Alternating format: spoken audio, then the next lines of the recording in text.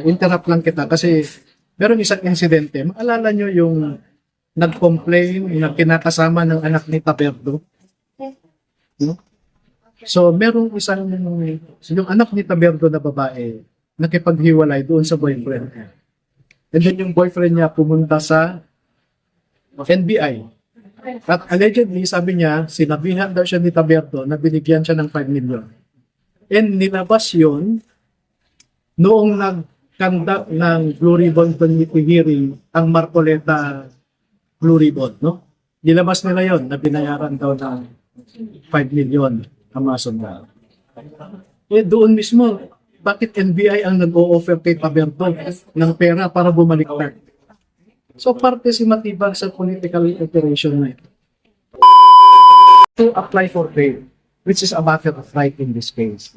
So hintayin sana ng pulis na tapusin ng korte yung proseso na yan.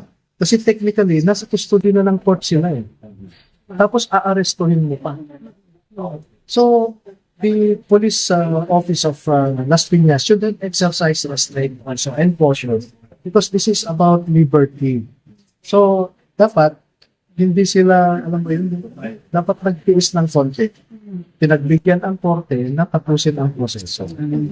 So, second, meron silang hinihingi na affidavit of non-detention. Walang gawin sa military surrender. So, pangatlo, yung certificate of residency. Kasi you are considered a resident of an area if you claim it as such, if you have been residing for at least 6 months. So, itong mga sundalo na ito, nag-reside sila sa isang place. Itong dating sundalo pa sila, nasa Saldico pa sila. So, yung nasa address nila sa driver's license, doon sa bahay na dinitiran nila. Pero nung nawala na sila sa trabaho, lumipat sila sa provincial addresses nila. So, doon sila humingi ng certificate of residence. Kasi doon na talaga sila. And that is their animus manedi na sinasabi. No? Tapos sasabihin, conflict ito eh. Hindi namin naranasan yan sa ibang korte. Sa totoo. And then, pangatlo, let me just finish. Yung mga affidavit na hinihingi na yun, ng korte, yung artificial requirement na yun, pinanotaryo ng mga staff ko. Imagine, ninotaryo ng isang abogado, then nung nalaman niya ng mga 18 Marines ito, kinancel niya after na nakahingi sila ng bayan. So lumipat na naman sa pangalawang notaryo. Same attitude up to third.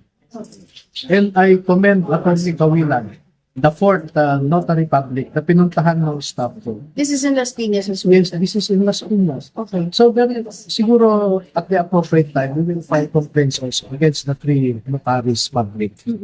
Na hindi pwedeng ganun. They are there to notarize documents. They were not commissioned to be notaries public to exercise partisan politics. Kaya titingnan natin kung ano yung appropriate na administrative complaints against it. Attorney, what do you mean dun sa parang magsasampa rin kayo ng case sa notarial services? Well, that is one point na kinoconsider ko, no? Pero medyo maraming trabaho lang ngayon. But darating yun. Sir, yesterday, took them about ilang oras po sa processing. And So, 8:30, nandito na yung staff ko. Okay. Sinabi ko. And then, umpisa na yung red tape. Sabi ng clerk of court, ay, kailangan ng certificate of detention. So, tumawag sa akin yung staff ko. Siyempre, being a lawyer, my staff cannot explain to, or even, cannot even explain to the clerk of court. So, punta ako rito. Nag-usap kami ng clerk of court. So, sabi niya, attorney, dekada-dekada na ako dito. Ito yung practice namin.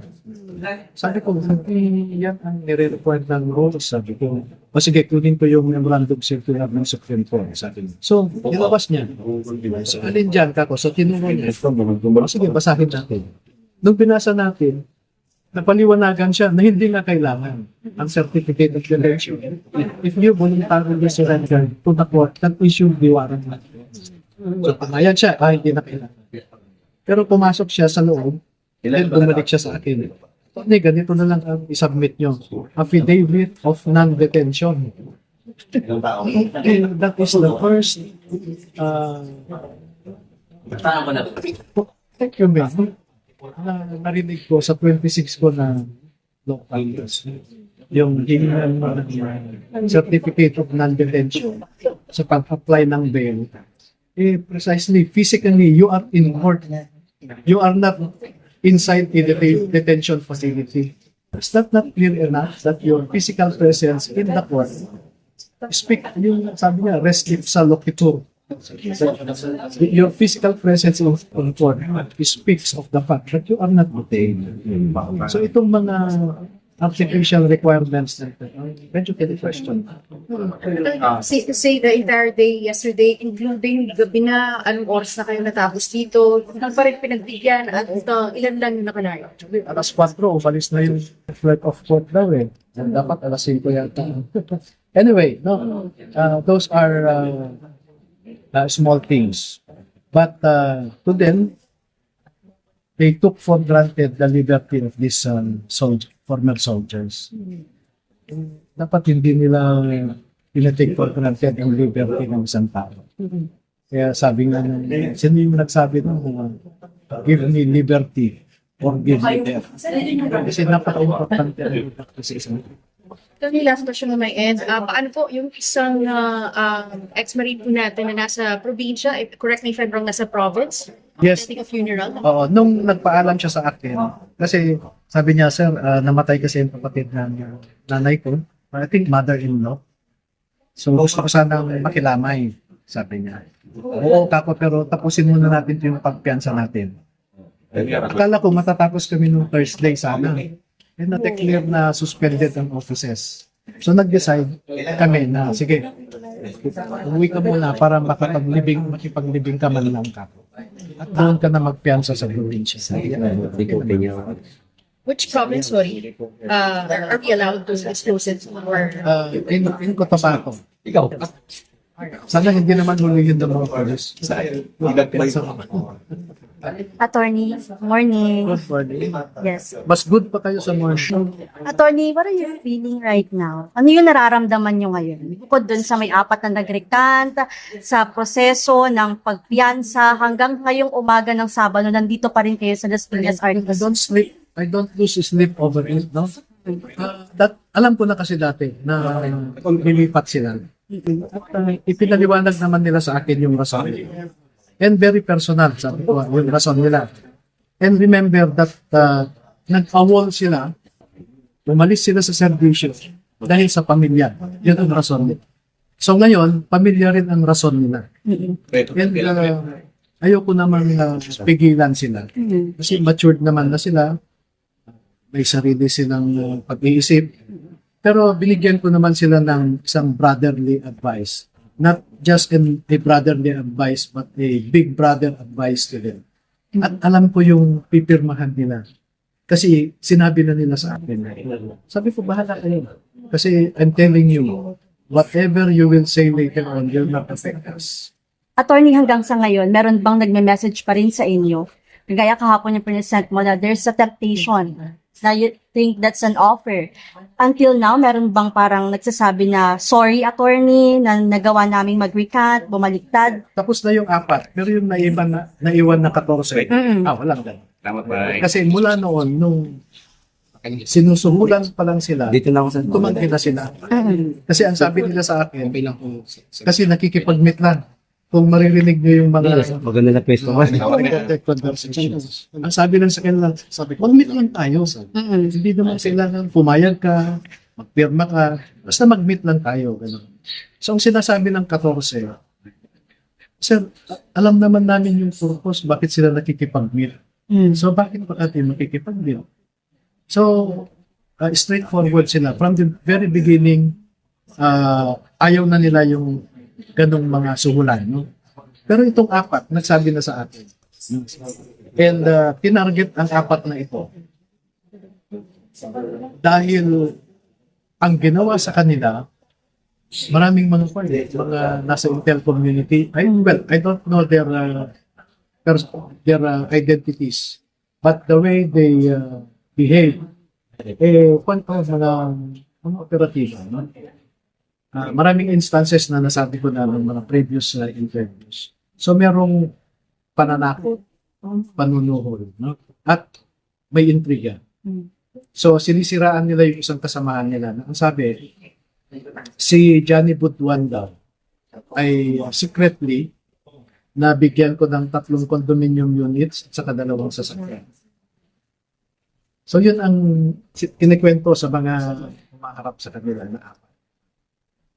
Pero hindi naman naniniwala yung 4. Only that they have peculiar situation na kailangan na nilang tanggapin yung inaalok. Attorney, nabanggit mo kahapon na merong nag-alok 20 to 25 million, no? Na isa sa complainant. I mean, mayroong nag-alok na mag-recant pa yung ilan sa mga member ng 40 na isa sa mga complainant. So, sabi mo, isasabihin mo, ipapresent mo yung message, kailan namin na-expect. Yes. Attorney, and yung bukod pa dun sa mga inalok din na mag-recant. Yes. May mga text messages na sila, recording. So, ipapresent namin yan pag press con para mas malinaw. We go direct to the point later on. When are we expecting na mag-press con po tayo, attorney? Initially, inisip ko today sana eh. Pero because of what happened yesterday and now, what's happening now, I have to cancel it. But we should do it very soon. Attorney, walang nag-reach out sa inyo kasi nabanggit nyo kahapon yung official one of the official from PNP na isa sa mga... Well, ang nabanggit ko kahapon, yung effort na manuhol, no? Involve ang 2 retired PNP Yes. generals na dating nag-head sila sa CIDG. So, yun yung mga clues. Pero ngayon, may mga active na policemen na naging security personnel din kay Saldico. Tulad ng pinanggit ko, si Police Master Sergeant John Calleja, yung si Dichoso, and then yung retired Colonel William Dominguez. May mga text messages yun. By how much are we talking about when we say alleged bribery? Well, it started from 5 million, 8 million, 10 million, up to, 20, 25 million. At hindi ako nagsabi kahapon na 20 to 25 million. Yung isa sa kanila na inofferan mismo. Pero alam ko rin yun dahil nire-report nila sa akin. Maski yung 4, nagsabi sila sa akin. Attorney, can I get your reaction? Kasi sabi nilang scripted lahat to. Which one? All the process, the salaysay of them before pa, and nag-recant na for, and then meron pa daw. Well, yan yung sinasabi ng mga detractors namin.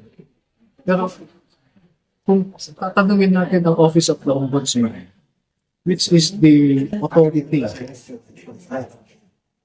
to settle the issue, nagsabi na siya na credible ang mga sundalo. Ngayon, sasabihin scripted. Alam nyo ba ang ginawa ng mga abogado ng ombudsman? Yung winok through sila. No? Okay, Mr. Witness, sabi mo, nag-deliver kayo sa iba't ibang addresses. Iba't ibang addresses sa ombudsman. Pwede mo bang ituro sa amin kung paano pumunta doon? At naka-video yun. Naka-video. May mga abogado sa loob ng sasakyan, kasama yung witness. Sige, ituro mo yung address na ganito. And after that exercise, tumawag sa yung mga ombudsman. Kung satisfied kami, alam nila yung mga addresses. So, satisfied si Ombudsman. Pero kahapon, Si ombudsman, yung mga, meron kasing panel of investigators. panel of investigators. Pero kung kakusapin naman po kasi si... Ang galing nga. nga po. Sorry. May construction. Ayun. Construction yun. Opo. Pero ito, attorney, kahapon kasi na-interview din namin si NBI Director Melvin Matibag after na nag-recant na di ba yung 4 sa 18. Sabi niya, it just shows na itong Maleta Boys natin ay unreliable witnesses simulat sa pool pa lang. Doon sa apat siguro pwede niyang masabi pero paano yung 14? But everything that Matipag says is unreliable also because he was appointed as NBI director precisely to become a political operator of the powers that be. He is not a professional investigator. He is more of a political operator. Ang dami niyang kapalbalan. Alam mo, kilala ko rin yan si Melvin Matipag. We know each other. We know each other's background. So parang na back to you because hindi din siya unreliable din siya sabi mo. Pero hapon din po kasi mention ni director. Sige po ko sagutin, no? Sige po. Interrupt lang kita kasi meron isang insidente. Maalala nyo yung nag-complain na kinakasama ng anak ni Taberdo? No? So, merong yung anak ni Taberdo na babae nakipaghiwalay doon sa boyfriend. And then yung boyfriend niya pumunta sa NBI. At allegedly, sabi niya, sinabihan daw siya ni Taberdo na binigyan siya ng 5 million. And nilabas yun noong nag-conduct ng Blue Ribbon Committee hearing ang Marcoleta Blue Ribbon, no? Nilabas nila yon na binayaran daw ng 5 million ang mga sundalo. Eh doon mismo, bakit NBI ang nag-o-offer kay Taberdo ng pera para bumaliktad? So parte si Matibag sa political operation na ito. Sir, quickly lang. I just wanna hear your thoughts na kasi kahapon sabi din ni Matipag, di ba may nag-recant na 4? Pero sabi niya, kailangan pa rin nilang investigahan ito kasi yung, kumbaga, yung identity ba talaga, kung sila ba talaga ito sa 4 na Maleta Boys. Can you confirm, sir, if yung 4 na nag-recant, membro talaga? Yes, I confirm that he doesn't need to spend public resources to establish their identity. Anong pakialam ng NBI doon? Sige na, ang NBI investigates a crime. Anong crime ang ginawa? Hindi nila nilabas ang identity nila? Kasi kahapon, he explained na parang tambas kasi so baka iba na naman ito, parang kumbaga ganun. Wala namang crime kung tamas ka OA lang si Matibag. Attorney, nabanggit mo kahapon may mga other witnesses na hindi siya nagtrabaho kay Zaldico. Kailan namin ito ine-expect? Kailan haharap sa publiko? At ano yung mga pwede pa nilang isiwalat? May mga nasa likod, malalaking official, may mga big fish pa ba dito, attorney? Huwag ko munang sagutin yan, no? Palabasin ko muna yung Sir, it will happen, no? And I'm telling you, mas mabigat ang sasabihin ng mga ito kesa sa nasabi na. Pero ibang witnesses ang mga ito. sir, last 2 questions from my end. Update lang, kasi na-late kami, update lang ulit sa situation natin ngayon. What's going on so far dito po sa Las Piñas RTC? Where are we now? Yes, what's delaying us is the transmission of the payment from online accounts to the account of the court. Medyo nade-delay yung electronic process. Pero almost done. Pero sa ano po ngayon, again, na-update lang yung Maleta Boys just for the record. Nasa detention facility sila ng Las Piñas Police Office. Pero how do you feel about this, attorney? Kasi kahapon pa natin ito nilalakad na sana at least, di ba, makalabas na sila, makapag-bail na kayo. Pero ngayon, we are still here sa Las Piñas RTC. How do you describe this situation? As MOA, I am also disappointed with the process that we are undergoing because this is not normal process.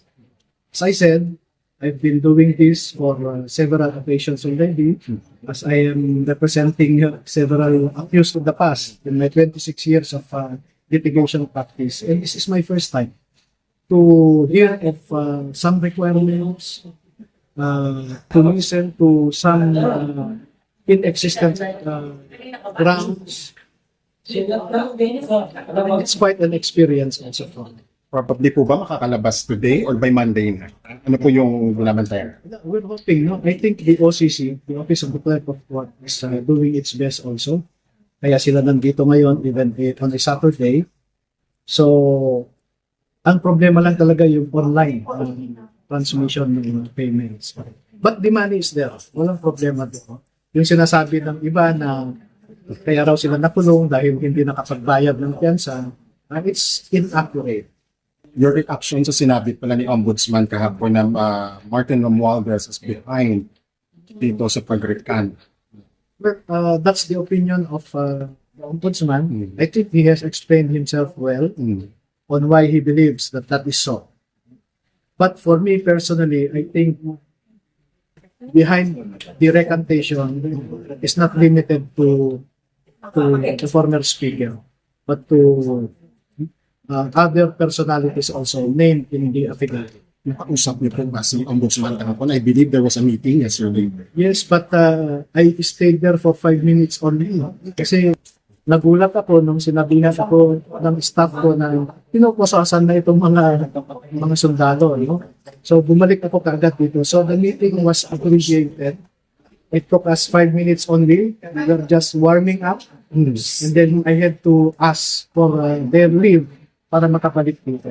But we set a date for the next meeting to continue the process. Okay, the purpose of that meeting was for the Ombudsman to elicit or receive information from me or even evidence from me regarding the circumstances that led to the recantation.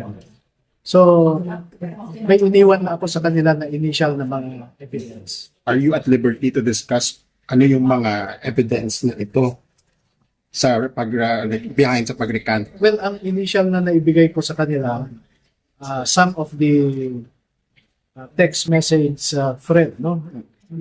Between doon sa nagsusuhol at saka dito sa mga sundalo. Para malinaw lang po ulit, I believe you mentioned the sino po yung mga behind sa pag-recant ulit. Yung obvious dito, na sinasabi nila sa atin is isang Lynn Gutierrez, isang Nico de Los Angeles. Personally, sinabi sa akin yan nung kinausap nung na ito. And a lot more. Who are they, attorney? The Lynn and the Nico? Well, they are supposed to be under the direction of someone they call Boss B. Boss B. And I know who this Boss B is. Who? Isang video operator. Media operator, si Boss B as in boy. Yes. Actually, yun sinasabi ito kung makakalakas yung pagkawin. What's the process po ba after posting din sa Saturday? Marirelease it. Once we get the order withdrawing or recalling the warrant of arrest, and there is a part in that release order directing the PNP of Las Piñas to release unless they are held for some other reason. So, wala naman ng iba. Nakabail na kami sa iyo. Attorney, last na on my end. Ano yung reaction ng sampo sa mga nakapit ngayon sa custodial facility after nilang mapusasan? And kahagabi, sumisigaw pa sila na laban-laban. That's, you cannot dampen their spirit. Ito, decided sila na ito para sa pamilya, para sa bayan. And pagka ganun ang pananaw nila, para sa pamilya, para sa bayan ito, I think you cannot buy them out. Meron kasing iba na para sa pamilya lang. Pero pag dinagdagan mo ng para sa bayan, that is a very powerful sentiment. Kaya maraming namatay para sa ating bayan. We are our national heroes. Nag-wish sila ng buhay para sa bayan. That is a very strong sentiment. Attorney, hanggang ngayon ba, meron pa, maliban po doon sa 4, meron pa bang iba na mga inaalok sa kasalukuyan? Sa ngayon, tumigil na. Tumigil na. Pero, the night, may deadline nga eh. May text pa nga dito yung nag-aalok. Pwede ba namin makita, attorney? Kagaya ng pagpapakita mo sa amin dun sa text na may temptation. Nandito yung pan eh. Makikita nyo dito yung deadline eh. Sige, attorney, kay may... Hanapin ko lang dito yung deadline.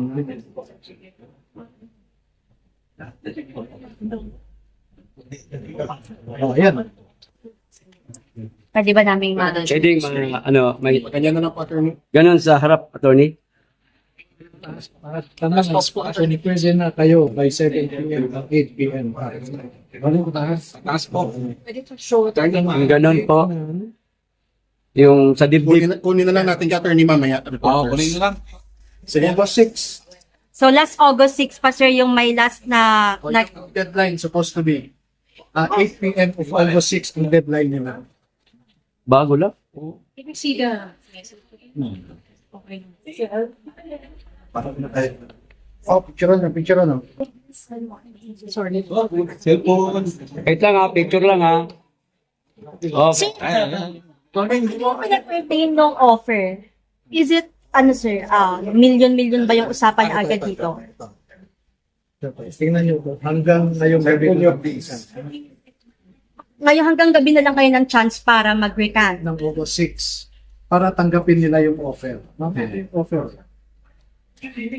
Magkano naman po ino-offer, attorney?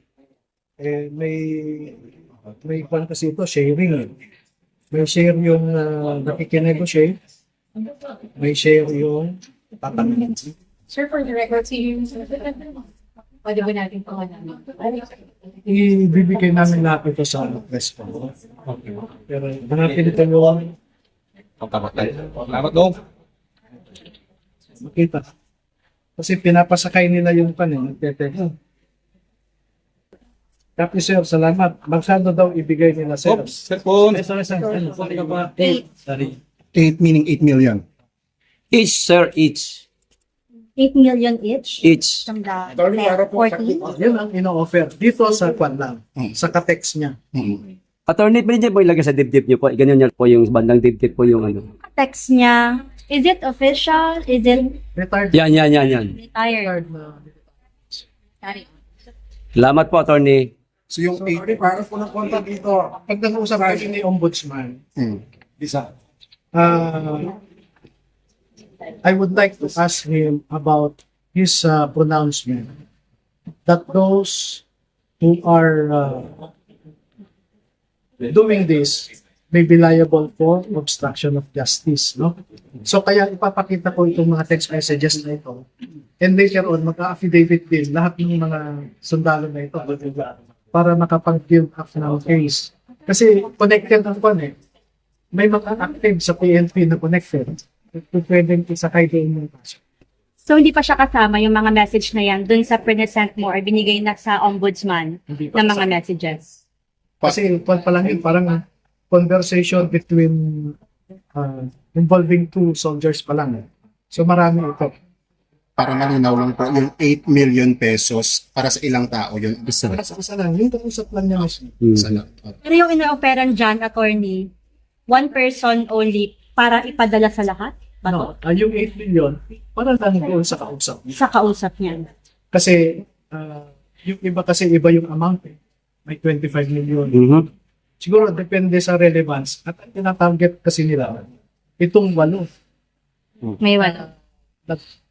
na ginamit ng ombudsman doon sa build-up of certain cases nila against certain personnel. So, silang lahat po nakakatanggap ng kanya-kanyang text or mga offer. Yes. Tama po. Okay. Thank you, attorney. Thank you.